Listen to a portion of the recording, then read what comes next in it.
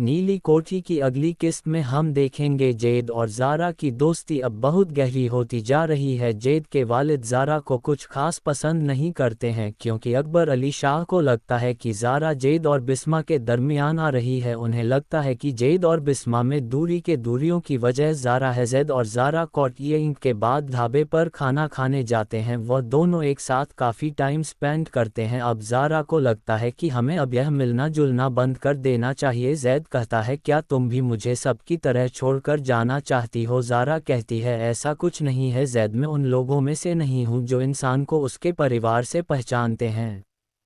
तभी जैद और ज़ारा घर पहुँचते हैं और देखते हैं बिस्मा अपने निकाह के कार्ड देख रही है। देखते ही वो उन कार्ड को गुस्से से फेंक देती है और जैद को ये सब देखकर बहुत बुरा लगता है और जैद अपने कमरे में चला जाता है। दूसरी तरफ ज़ारा भी लाइब्रेरी की तरफ जा रही थी। तभी शहीर ज़ारा से टकरा जाता है और दोनों एक दूसरे को सुनाने लगते हैं। तभी पीछे से नीलोफर मैम आ जाती हैं। वो ज़ारा और शहीर से इस तरह बहस करता हुआ देखकर उनसे पूछती हैं क्या तुम दोनों एक दूसरे को जानते हो? तभी सही जवाब देता है नहीं मैम, हम दोनों एक ही मोहल्ले में और एक स्कूल कॉलेज में पढ़े हैं इसलिए एक दूसरे को जानते हैं। दूसरी तरफ सारा सोच में बैठी होती है और सोच रही होती है क्या शहर वाकई किसी लड़की को पसंद करता है। सारा ये सब सोच ही रही थी, इतने में ज़ारा वहाँ आ जाती है। वो सारा को ऐसा सोच में देखकर उससे पूछती है क्या हुआ सारा, सब ठीक है ना? सारा कहती है कुछ नहीं, खाला और खालू के बारे में सोच रही थी, अब वो चले जाएंगे, फिर से हम दोनों अकेले रह जाएंगे। तभी ज़ारा को नोटिस मिलता है कि उनका घर बिक चुका है। उनके पास एक दिन का टाइम है मकान खाली करने के लिए। तभी मकान मालिक आकर ज़ारा को धमकी देकर जाता है, ये मकान मेरा है, मैंने ये मकान पूरे 5 करोड़ रुपए में खरीदा है सज्जाद से, अब आपके पास एक दिन है, मकान खाली करें। ज़ारा कहती है हमने ये मकान बेचा ही नहीं तो आपने कैसे खरीद लिया?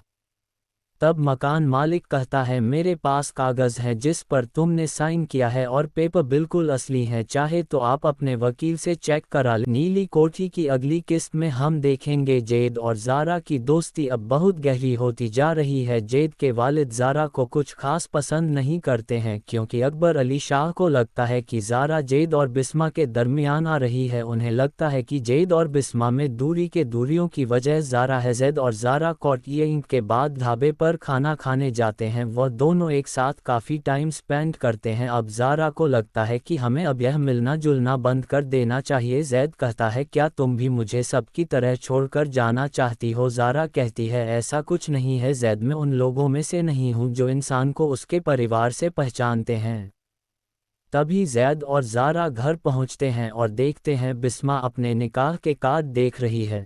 देखते ही वो उन कार्ड को गुस्से से फेंक देती है और जैद को ये सब देखकर बहुत बुरा लगता है और जैद अपने कमरे में चला जाता है। दूसरी तरफ ज़ारा भी लाइब्रेरी की तरफ जा रही थी। तभी शहीर ज़ारा से टकरा जाता है और दोनों एक दूसरे को सुनाने लगते हैं। तभी पीछे से नीलोफर मैम आ जाती हैं। वो ज़ारा और शहीर से इस तरह बहस करता हुआ देखकर उनसे पूछती हैं क्या तुम दोनों एक दूसरे को जानते हो?